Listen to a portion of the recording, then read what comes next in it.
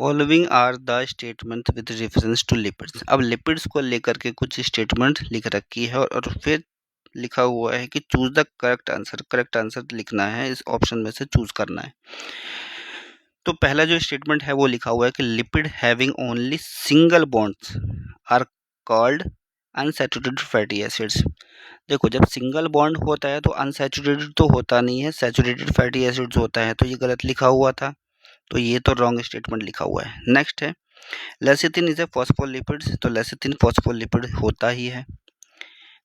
Next है सी में लिखा हुआ है कि try hydroxy propane is glycerol.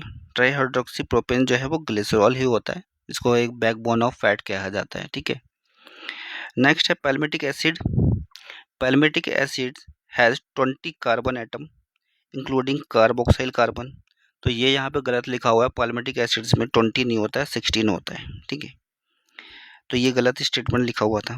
D है arachidonic acid has 16 carbon atom, तो एराकिडोनिक जो एसिड है उसमें 16 नहीं होता है, उसमें 20 कार्बन होता है। तो इस हिसाब से हमारा जो राइट आंसर होना चाहिए वो कौन सा होना चाहिए? देखो, बी और सी जो है वही राइट है, ये भी गलत था, ई भी गलत था, बी और सी जो है वही राइट है, तो ऑप्शन डी जो है वो करेक्ट होना चाहिए, ठीक है, ऑप्शन डी करेक्ट है।